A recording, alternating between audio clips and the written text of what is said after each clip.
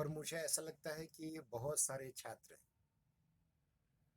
न पढ़ाई पर ध्यान दे रहे हैं और न प्रतियोगिता परीक्षाओं पर, स्पर्धा परीक्षाओं पर। लेकिन आप हर बार हिंदी जैसे, वैसे तो बीएससी के बहुत सारे छात्र अंग्रेजी कंपलसरी की तासिका करते हैं, हिंदी की नहीं करते, ऐसा अनुभव हुआ है। फिर भी आपने एक फ़ोन करने पर ज्वाइन किया और अभी भी शायद कुछ ज्वाइन होते रहेंगे, ऐसा मान करके हम चलते हैं। और विशिष्ट किसी छात्र के बारे में मैं टिप्पणी नहीं करना चाहता, लेकिन सभी छात्रों को अब आने वाली परीक्षाओं पर ध्यान केंद्रित करना पड़ेगा, क्योंकि तीसरे सत्र में सभी ने अच्छा रिस्पांस दिया। मतलब मैंने तो एक दिन देखा था कि 28 छात्र शामिल हुए थे। अब हंसी ताशिका में और अब इक्का दुक्का हो रहे हैं। हम प्रयास करते हैं हमारी ओर से पूरी तरह से। उसी वही हाल स्पर्धा परीक्षा का भी हुआ। आज मैंने देखा नहीं रात की परीक्षा में कितने जनों ने परीक्षा दी। अश्विनी जी, आप जरा आपका कैमरा खोलिए। मेरी आवाज सुनाई दे रहे हैं ना?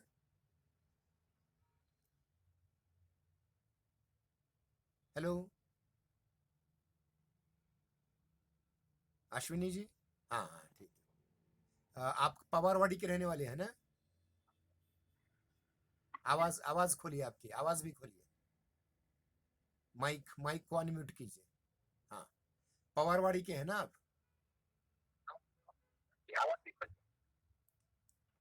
हेलो।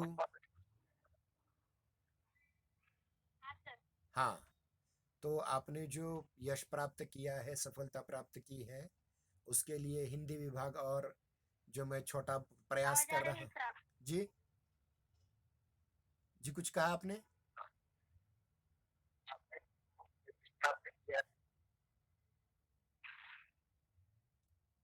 ठीक है, हिंदी विभाग की ओर से और एक छोटा जो प्रयास मैं 2 वर्ष से कर रहा हूँ स्पर्धा परीक्षा का, उसकी ओर से भी आपका अभिनंदन करता हूँ। साथ ही साथ हमारे जो सहकर्मी हैं, जो छात्रों के लिए दिन रात काम करते हैं, उन सभी का। एक मिनिट में एक फोन उठाता हूँ। हाँ सर, तेच सुरैया मॅडम बद्दलचं विचारायचं होतं, पण आता तासिका चालू आहे, मला कळालं. श्रद्धांजली, हा नंतर बोलतो मी. ओके ओके, क्लास चालू आहे. ठीक. तो स्पर्धा परीक्षा विभाग की ओर से भी आपका अभिनंदन, और साथ ही साथ छात्रों के प्लेसमेंट के लिए जो प्रयास करते हैं, अभय शिंदे जी की ओर से अभिनंदन। आदरणीय प्राचार्य आज उपलब्ध नहीं है, वे अपनी बहन की बेटी की शादी में गए हैं। आपका एक अच्छा सत्कार भी किया जाएगा। और मैंने जो आपके व्हाट्सएप पर कागज पत्रों के सत्यापन के लिए लिस्ट दी थी, वो सारे कागजात तैयार कीजिएगा। आपका उज्जवल भविष्य हो, ये हम कामना करते हैं और तासिका को आरंभ करते हैं। साथ में कोई है क्या? पिताजी माताजी हैं क्या? हेलो।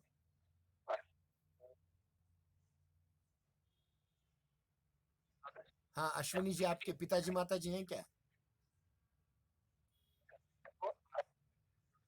मेरी आवाज सुनाई दे रही है ना? आपकी आवाज नहीं आ रही। बिल्कुल नहीं आ रही क्या? अब आ रही है? अब आ रही क्या? आ रही है। हाँ, आपके माताजी पिताजी हैं क्या वहाँ? आ रही है अब।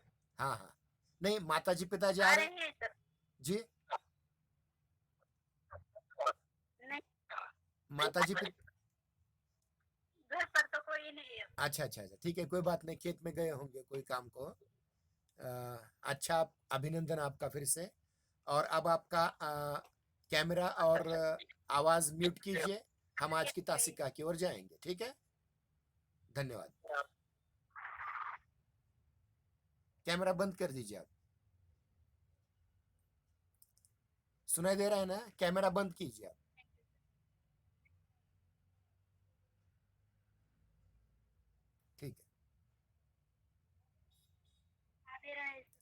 हाँ, आ रही ना आवाज अभी?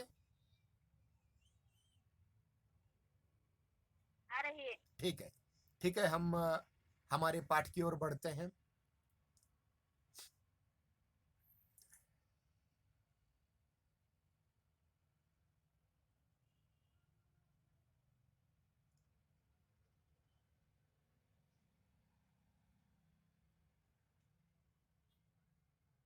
फीचर लेखन, यह भाग हमने आरंभ किया था और इसमें बहुत सी बातें आपके सम्मुख रखी थी। खास करके यह फीचर क्या होता है, फीचर का इतिहास क्या है, फीचर शब्द की परिभाषा क्या है, फीचर लेखन क्या होता है, फीचर लेखन के विविध अंग क्या होते हैं, शीर्षक, उसके उपरांत इंट्रो अथवा आमुख, उसके उपरांत मूल विषय, मध्य, उसके उपरांत उपसंहार या निष्कर्ष, भाषा शैली की भी चर्चा की थी। फीचर के गुण एवं लक्षणों में आज हम देखने का प्रयास करेंगे। अ, शायद ये भी हो चुका है हमारा। गंभीरता और रोचकता, ये पहला गुणधर्म। दूसरा संक्षिप्तता, तीसरा उद्देश्य पूर्णता, चौथा मानवीय संवेदना एवं भावनाओं की अभिव्यक्ति, अ, पांचवा जिज्ञासा जागृत करना, कल्पनात्मक, छठा कल्पनात्मकता, सातवां मौलिकता, आठवां सत्यता एवं विश्वसनीयता, नौवां शीर्षक की सटीकता और 10वां भाषा शैली। ये सारी चीज़ें हमने आपके सम्मुख प्रस्तुत की थी। 11वां लेखन कला का ये भी देखा था। आज हम फीचर के उद्देश्यों की ओर जाएंगे। अ,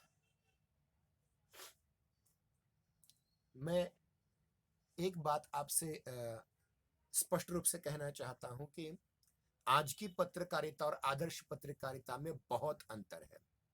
इस बात को आप समझें और फीचर लेखन के उद्देश्यों को भी समझने का प्रयास करेंगे। आधुनिक मीडिया जगत में पत्रकारिता का दायरा बहुत बड़ा है, बहुत बढ़ गया है, विस्तृत हो चुका है, विस्तार उसका बहुत बढ़ चुका है। स्वाधीनता पूर्व काल में भारत में पत्र पत्रिकाओं का आरंभ ही जन चेतना के उद्देश्य से हुआ था।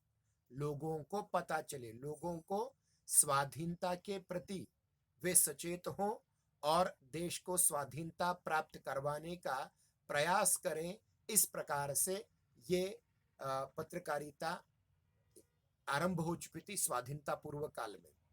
और हम देखते हैं कि हिंदी में, जैसे मैंने इतिहास बताया था, अब उसको रिपीट नहीं करूंगा, लेकिन इतना कहना चाहूंगा कि भारतेंदु हरिश्चंद्र, महर्षि स्वामी दयानंद सरस्वती से लेकर के आज के रविश कुमार तक हम देखते हैं कि बहुत सारे पत्रकारों ने समय समय पर बहुत अच्छे मुद्दे उठा करके समाज को यह समझाने का प्रयास किया है कि उनका कल्याण किस में है। एक और राजनीति वर्गलाती है जनसामान्य को, तो पत्रकार का अपना एक धर्म निश्चित हो जाता है कि वह आगे आकर के जनता का मार्गदर्शन करे। वह सत्य को सत्य और झूठ को झूठ साबित करके लोगों में एक प्रकार के उनके भविष्य के बारे में उन्हें सचेत करें कि क्या करने पर उनका कल्याण हो सकता है और क्या करने पर अकल्याण हो सकता है। लेकिन ध्यान रखिए, स्वाधीनता पूर्व के जो पत्रकार थे वो आदर्शवादी थे और उनके सामने एक ही लक्ष्य था, स्वाधीनता, स्वतंत्रता। अंग्रेजों के 150-200 वर्षों की गुलामी के राज से बाहर निकल करके हम एक स्वतंत्र राष्ट्र के रूप में सामने आ जाएं, इस प्रकार की इन लोगों की कोशिश थी। परंतु स्वाधीनता के बाद हमारे लक्ष्य बदल गए। एक जो मुख्य लक्ष्य था स्वाधीनता से पहले, उस लक्ष्य को, स्वाधीनता के लक्ष्य को, स्वतंत्रता के लक्ष्य को लेकर के सामान्य व्यक्ति ही नहीं, नेता, क्रांतिकारी, पत्रकार, साहित्यकार, वकील उस समय के सारे एक ही उद्देश्य से लड़ रहे थे। अपने अपने स्तर पर छोटा बड़ा प्रयास कर रहे थे। कोई किसी का प्रयास व्यापक था, किसी का प्रयास अत्यंत कम था, लेकिन सभी प्रयत्नशील थे। यहां तक कि महिलाएं पहली बार गांधी जी के नेतृत्व में घर से निकल करके विदेशी कपड़ों की होली जलाने के लिए और विदेशी वस्तुओं के बहिष्कार के लिए सामने आ रही थी, लेकिन स्वाधीनता प्राप्ति के पश्चात एक नया युग शुरू हुआ है और हमारे उद्देश्य थोड़े से पीछे हट गए। नए युग में नए अत्याधुनिक आविष्कारों ने मानव जीवन के सभी पहलुओं को संस्पर्श किया। पत्रकारिता के क्षेत्र में नए नए प्रयोग होने लगे। पहले केवल लिथोग्राफी मशीन थे, आज हम कंप्यूटराइज्ड प्रिंटिंग की बात कर रहे हैं। अगर मैं चाहूं तो आज के लेक्चर का ये जो पीडीएफ है मैं प्रिंट करके अभी आपके घर भिजवा सकता हूं। इतना हम आगे आ चुके हैं। परंतु जनजागृति कम होने लगी। पत्रकारिता का कार्य जो पहले देश प्रेम और जनजागृति का था, वह अब नहीं रहा। ध्यान रहे, अब हम बिगड़ गए, सही मायने में कह दिया जाए तो। और देश प्रेम जनजागृति से हट करके अनेक विषय आने लग गए। पत्रकारिता की दुनिया में अब सर्व सामान्य मनुष्य की समस्या केंद्र में आ गई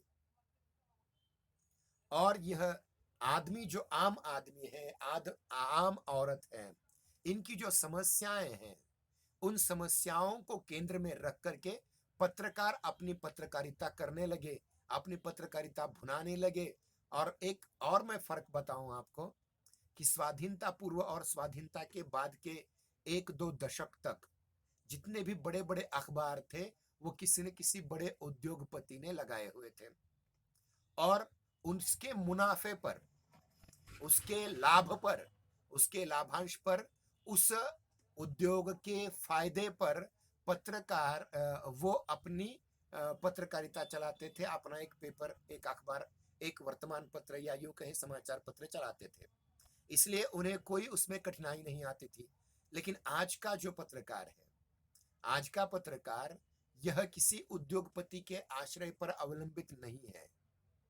उद्योगपतियों ने समझा कि यह खुद एक इंडस्ट्री है, पत्रकारिता खुद एक इंडस्ट्री है, इसलिए उन्होंने जो उनके उद्योगों से फायदा होने वाला था, उस फायदे का प्रयोग पत्रकारिता के लिए नहीं किया, अपितु पत्रकारिता को ही एक उद्योग बना लिया और यहां से हमारी पत्रकारिता का पतन शुरू हो गया।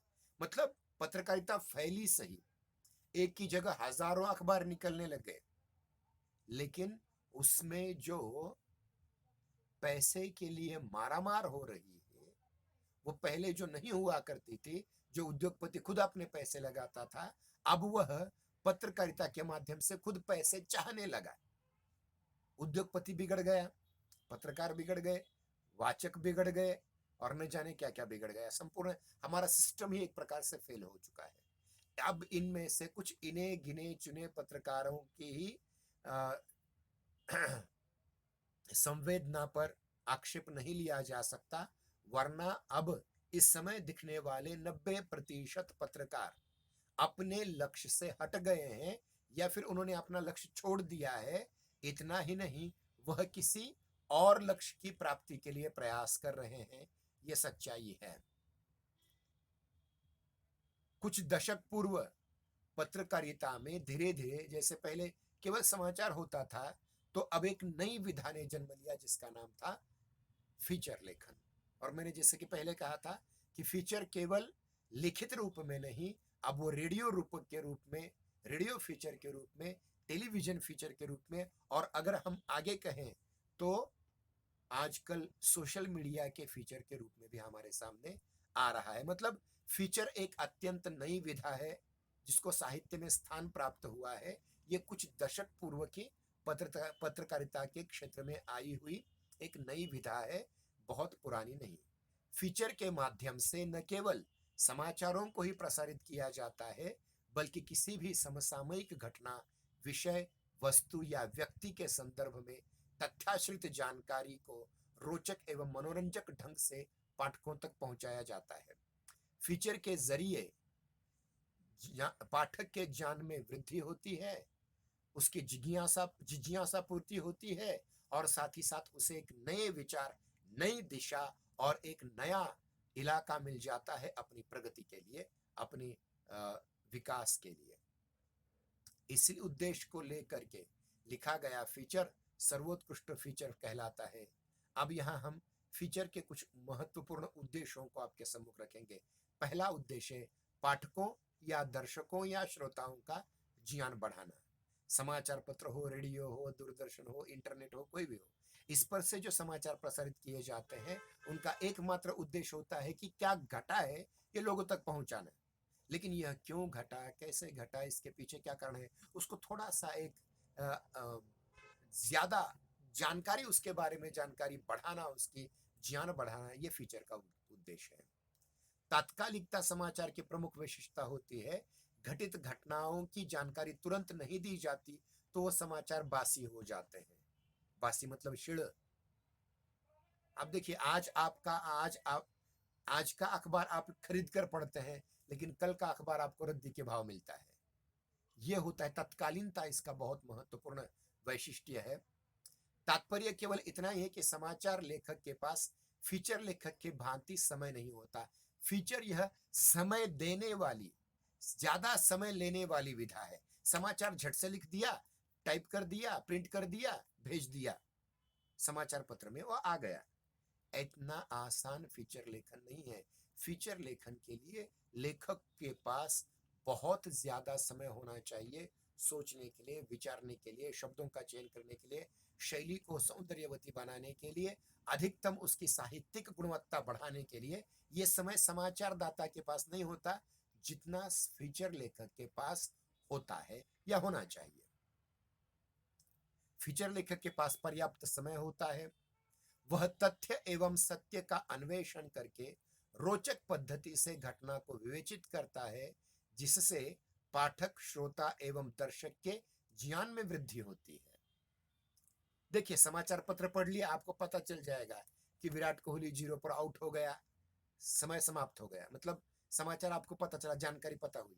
लेकिन उसके पीछे क्या क्या स्ट्रैटेजी रही होगी, कहाँ गलती हुई होगी, इसका सौंदर्य पूर्वक वर्णन यह ज्यादा फीचर लेखक कर सकता है। क्योंकि फीचर लेखक समय दे करके, आराम से, धीरज से, या यूं कहेंगे कि बिना की हड़बड़ी के जो लिखता है वो फीचर होता है। समाचार की तरह वह गड़बड़ी में लिखा गया नहीं होता।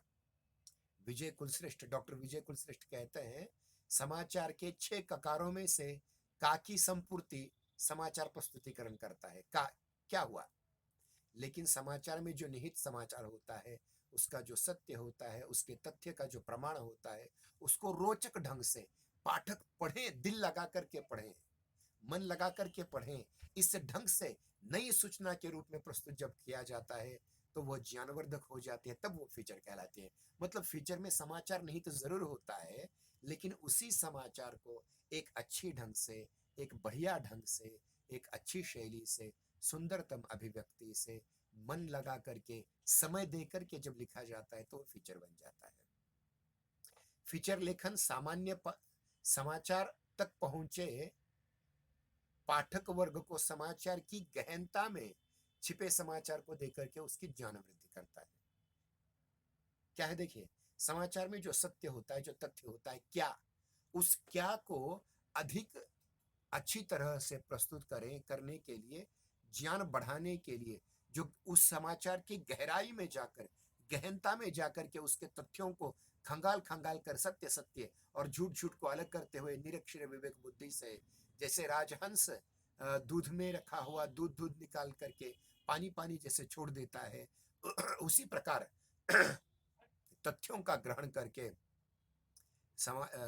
फीचर लेखक सच्ची जानकारी, सही जानकारी और ज्ञानवर्धक जानकारी पाठकों तक पहुंचाता है, ऐसा डॉक्टर विजय कुलश्रेष्ठ कहते हैं। इसलिए विभिन्न विषयों पर रोचक जानकारी देकर पाठकों का ज्ञान बढ़ाना ही फीचर का प्रमुख उद्देश्य होता है। दूसरे उद्देश्य की ओर जाते हैं, विचारों को नई दिशा देना एवं मार्गदर्शन करना। ध्यान दें, फीचर लेखक समाचार की गहराई में उतरता है और उससे संबंधित नई नई जानकारी इकट्ठा करता है, नए तथ्य इकट्ठा करता है, संपूर्ण जानकारी प्राप्त करने पर और सत्य जान लेने के उपरांत उसी सत्य के आधार पर विवेचन और विश्लेषण करते हुए आवश्यक पहलुओं पर प्रकाश डालता है, जिससे पाठक को सोचने के लिए एक दिशा निर्देश प्राप्त होता है।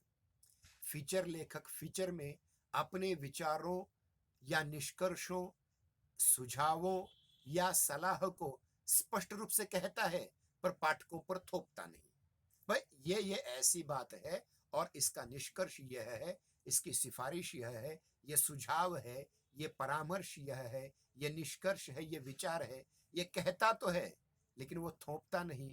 वो अनायास अपने मतों को फीचर में व्यक्त करते हुए पाठक को मार्गदर्शन करने का कार्य करता है। अब ये ध्यान रखिए, साहित्य में और समाचार में ये अंतर होता है फीचर और। उदाहरण के रूप में देखिए, हम संपूर्ण रामायण पढ़ लेते हैं। रामायण एक समाचार भी बन सकता था, उस समय के लिए बना भी होगा, लेकिन एक सौंदर्यशाली अभिव्यक्ति के साथ रामायण आज हमारे सामने एक साहित्यिक कृति के रूप में उपलब्ध है। तो संपूर्ण रामायण का तथ्य क्या है? राम जैसा आचरण करना चाहिए, रावण जैसा नहीं। यह स्पष्ट रूप से रामायण में कहीं नहीं लिखा है, लेकिन इसका अर्थ पाठक वर्ग लेता है। हम रावण जैसा आचरण कभी नहीं करेंगे। हाँ, जहां तक हो सके हम राम जैसा आचरण करने का प्रयास करेंगे, कर नहीं पाएंगे क्योंकि वो लोकोत्तर पुरुष थे, हम सामान्य लोग हैं। तो फीचर का लेखक क्या कहता है कि ऐसा करो, कभी नहीं कहता ऐसा करके देखिए, इस प्रकार की भाषा उसकी होती है। वह अपने विचारों को थोपता नहीं है, बल्कि अनायास ही उन विचारों को आप में, पाठकों में, दर्शकों में, श्रोताओं में सामने तथ्य रख करके अपने विचारों को वह आपसे मनवाता है। सहज, सरल और मनोरंजक शैली में फीचर जहां पाठकों के लिए ज्ञानवर्धक होता है, वहीं नवीन सूचनाएं, जानकारियां देकर मार्गदर्शन भी करता है। यह फीचर लेखक का वैशिष्ट्य होता है। समझिए, किसी कार्यक्रम में, समझिए कोई एक सम्मेलन हमने आयोजित किया, तो समाचार, उसका समाचार वाले ने दे दिया कि ये सम्मेलन हुआ, लेकिन फीचर लेखक क्या करेगा? उस पर विचार करेगा, उसमें क्या क्या कमियां रह गई, मतलब इसका सत्कार करना रहा था, हाँ? समय की सीमा यह थी, इसकी और बढ़ानी चाहिए थी, वगैरह वगैरह, ये सारी चीजें किसी भी प्रकार के आयोजन में या जो नियोजित प्रकार से किया गया है उसकी खामियां बताने का काम ये फीचर कर सकता है। और अगर कोई घटना कहीं होती है तो उस घटना के उपरांत भी सामान्य लोगों को उस घटना से क्या तात्पर्य लेना चाहिए, उस घटना से उसे क्या सीखना चाहिए, इसका मार्गदर्शन भी फीचर लेखक करता है। जिज्ञासा को शांत करना, जो जिज्ञासा होती है, लेखक सर्वसामान्य पाठक के मन में किसी एक घटना के प्रति आकर्षण होता है, जानने की इच्छा होती है, कौतूहल होता है, जिज्ञासा होती है, उसको शांत करने का कार्य यह फीचर लेखक करता है। अपने आसपास क्या घटित हो रहा है यह जानने के लिए मनुष्य हमेशा उद्युक्त रहता है, उत्सुक रहता है। क्या हो रहा है आज? कोरोना के से मरने वालों की संख्या कितनी हुई हमारे उस्मानाबाद शहर में या उस्मानाबाद जिले में या सोलापुर में या बीड़ जिले में, जैसे उस प्रकार की उत्सुकता, वैसी उत्सुकता हर एक होती है। इसी क्रम में घटना क्यों घटी, क्या कारण रहा, आदि बातें वह जानना चाहता है। फीचर इन सभी प्रश्नों के उत्तर देकर मनुष्य की जिज्ञासा को शांत करता है। फीचर मानव जीवन से संबंधित घटनाओं, स्थितियों तथा संपूर्ण जगत में स्थित किसी भी विषय पर लिखा जा सकता है। जैसे हम निबंध किसी भी विषय पर लिख सकते हैं ना, उसी प्रकार फीचर किसी भी विषय पर आप लिख सकते हैं। प्राचीन काल के लिख सकते हैं, स्थापत्य शास्त्र पर लिख सकते हैं, वास्तुकला पर लिख सकते हैं, सिनेमा पर लिख सकते हैं, संगीत कला पर लिख सकते हैं, गायन कला पर लिख सकते हैं, लेखन कला पर लिख सकते हैं, बढ़ई की कला पर लिख सकते हैं, सुनार की कला पर लिख सकते हैं, इंजीनियर पर लिख सकते हैं, कंप्यूटर इंजीनियर पर लिख सकते हैं। जो जो मनुष्य के जीवन के उत्सुकता वर्धक बातें होती हैं, इसमें से किसी भी विषय पर आप फीचर लेखन कर सकते हैं।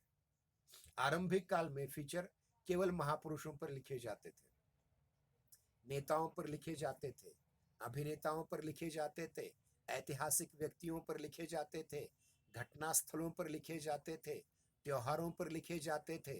परंतु आज का फीचर लेखन अत्यंत विस्तार पा चुका है।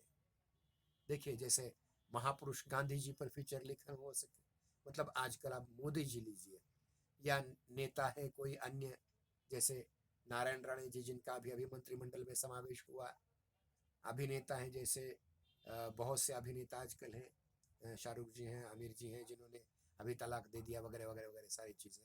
ऐतिहासिक व्यक्ति हैं, उन पर आप लिख सकते हैं, गांधी जी हैं, तिलक जी हैं, विनोबा भावे जी हैं, साने गुरु जी हैं, शिवाजी महाराज हैं, राणा प्रताप हैं, छत्रपति शाहू महाराज हैं, महात्मा फुले हैं, अंबेडकर हैं, डॉक्टर बाबा साहेब अंबेडकर हैं। इन सारे व्यक्तित्व पर आप फीचर लिख सकते हैं, या पहले लिखे जाते थे। उसके उपरांत कुछ घटना स्थलों पर, जैसे हल्दी घाटी पर फीचर लिखा जाता था, कुरुक्षेत्र पर, या फिर वानखेड़े स्टेडियम जहां हमारे महेंद्र सिंह धोनी जी ने छक्का लगा करके हमें वर्ल्ड कप जितवा दिया। इस प्रकार की घटना स्थलों पर भी लिख सकते हैं, त्योहारों पर लिख सकते हैं, राखी पूर्णिमा पर लिख सकते हैं, जो भाई बहन के अमर प्रेम की बहुत महत्वपूर्ण त्योहार मनाते हैं हम। बैलों के लिए जो हम पोड़ा, जो हम खेती करने वाले लोग जो हैं किसान, हम सभी किसान की संतानें हैं, तो वो भी उस पर भी हम पोड़ा जैसा त्योहार मनाते हैं। या उत्तर भारत में बैसाखी जैसा कृषि कृषकों के जीवन पे आधार पर बैसाखी जैसा त्योहार मनाते हैं। दक्षिण में पोंगल जैसा होता है। तो ये सभी इस पर, या फिर दीपावली जैसा त्योहार है, विजयादशमी या जिसको हम दशहरा कहते हैं उस जैसा कोई है, किसी मुस्लिम व्यक्ति के द्वारा किया गया ईद पर का भी हो सकता है। तो इस प्रकार से अब तक लिखे जाते थे, लेकिन अब दायरा विस्तृत हो चुका है। डॉक्टर पीडी टंडन ने 25 पूर्व वर्ष पहले धोबी, माली, खाना बनाने वाला, खानसमा, घरेलू नौकर, नाई इत्यादि पर फीचर लिखे थे। महादेवी वर्मा जी ने भी लिखे हुए थे। तो फीचर, जिसको हम रेखा चित्र कहते हैं ना, विधा, वो लगभग फीचर लेखन जैसी है, जिसको साहित्यिक महत्व है, केवल समाचार पत्र का ही महत्व नहीं, साहित्यिक महत्व भी है। उसके उपरांत हम देख सकते हैं कि फीचर के लिए कोई भी विशेष क्षेत्र अनुपयुक्त नहीं है, कोई भी उपयुक्त क्षेत्र है उसका, कोई भी क्षेत्र अनुपयुक्त नहीं है। सभी क्षेत्रों में अब फीचर लिखा जा सकता है, बशर्ते वह मनुष्यों का उसके प्रति आकर्षण हो, मनुष्य उस जानना चाहते हो, मनुष्य के मन में जिज्ञासा हो उस विषय के प्रति, वो जिज्ञासा शांत करने वाला हो, उसका रुचिकर विषय हो, ऐसे किसी भी विषय पर फीचर लेखन किया जा सकता है। अब ये कह सकते हैं कि हम विषय चाहे जो कुछ भी हो, उसकी संबंधित जानकारी लोगों तक पहुंचाना, उनके ज्ञान का वर्धन करना, उनकी जिज्ञासा पूर्ति करना, ये फीचर का प्रधान उद्देश्य होता है। चौथा उद्देश्य मनोरंजन करना। अब केवल ज्ञान देना नहीं है, केवल ज्ञान देना नहीं है, केवल जानकारी बढ़ाना नहीं है, लेकिन मनोरंजन करना। मैं बार बार इसके लिए शब्द इस्तेमाल करता हूँ, इंफोटेनमेंट, इंफॉर्मेशन प्लस इंटरटेनमेंट। आजकल यही चल रहा है सभी ओर। मनुष्य को अपना जीवन सुचारू रूप से जीने के लिए कुछ बुनियादी जरूरतों की पूर्ति करनी होती है। उसे अपनी शारीरिक जरूरतों की पूर्ति के बाद, मतलब जिसे हम अन्न वस्त्र निवारा कहते हैं, उसके बाद मतलब उसे उन्हें खाने के लिए चाहिए, उसे पीने के लिए पानी चाहिए, उसे खाने के लिए अन्न चाहिए, उसके लिए कपड़े पहनने के लिए कपड़े चाहिए, उसके रहने के लिए घर चाहिए, अच्छा निवास चाहिए। ये जो सारी मनुष्य की प्राथमिक जरूरतें होती हैं, उन जरूरतों के बाद उसकी मानसिक थकावट को दूर करने के लिए सबसे ज्यादा जरूरी है मनोरंजन। और ध्यान रखिए, मैंने ऐसे बहुत सारे लोग देखे हैं जो मनोरंजन के अभाव में पगला गए हैं। वह न अपनी बात प्रकट कर सकते हैं, न दूसरे की बात को सुन सकते हैं।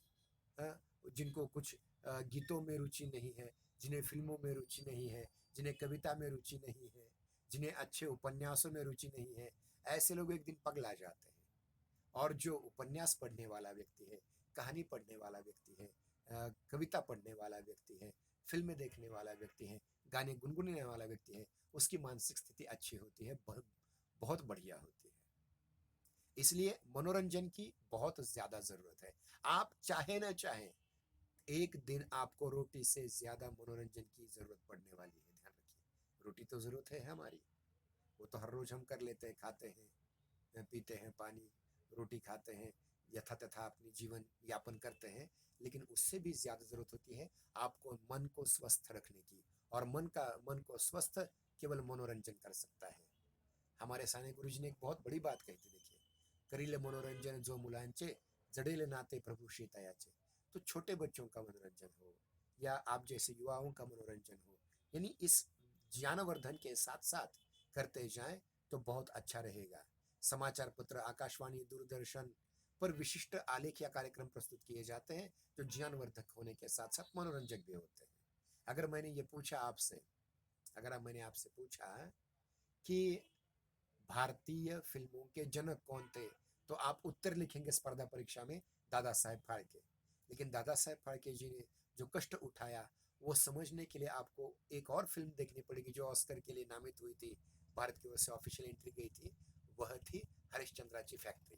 वो फिल्म अगर आप देखेंगे तो आपको पता चल जाएगा कि भारतीय यानी दादा साहेब फाल्के जी ने भारतीय फिल्मों का ये बहुत बड़ा काम करने के लिए, नींव रखने के लिए कितना बड़ा कष्ट किया।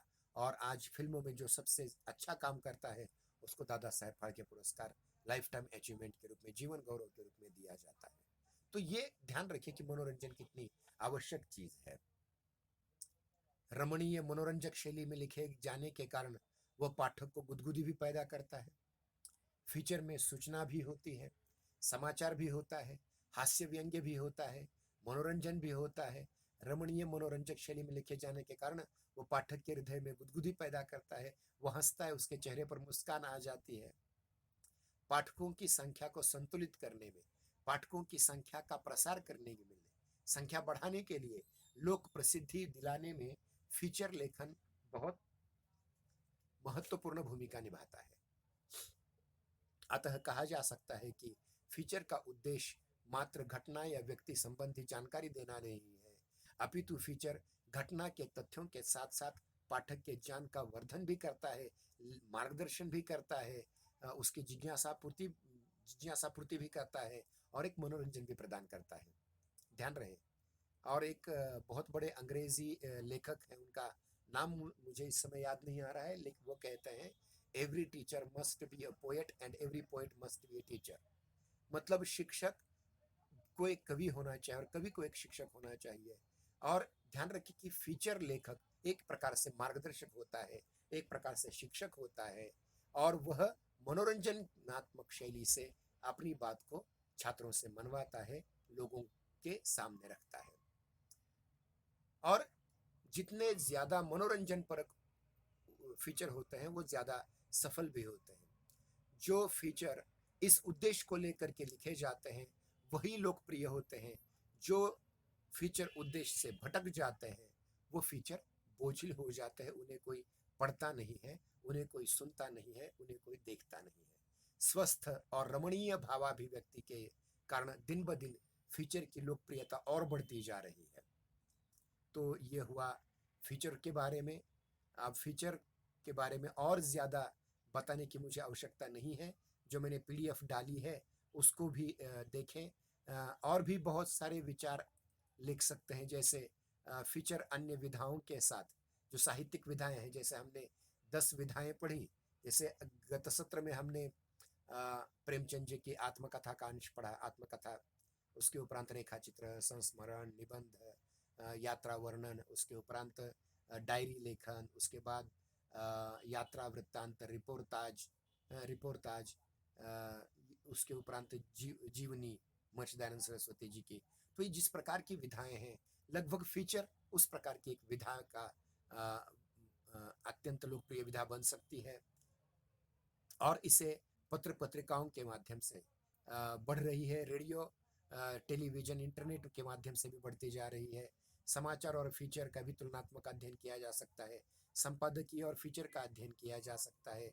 रिपोर्टाज और फीचर, एक रिपोर्टाज हमने पढ़ा है जहाँ आकाश नहीं दिखाई देता, उसके साथ भी इसकी तुलना की जा सकती है रिपोर्टाज के साथ। फिर उसके बाद कमेंट्री और फीचर, इनका भी, कहानी और फीचर का भी तुलनात्मक अध्ययन किया जा सकता है। निबंध और फीचर का भी तुलनात्मक अध्ययन किया जा सकता है। आलेख, जिसको आर्टिकल कहा जा सकता है, और फीचर, इसका भी अध्ययन किया जा सकता है। तो ये बहुत बड़ा विषय है, लेकिन आपके पाठ्यक्रम के लिए जितना आवश्यक था उतना हमने आपको पढ़ाया है। कल की तासिका में हम फीचर के प्रकारों की ओर देखेंगे। हमारा 1-2 मिनट हमारे आज ज़्यादा हो गए, आपको अन्य तासिकाएं भी करनी होंगी।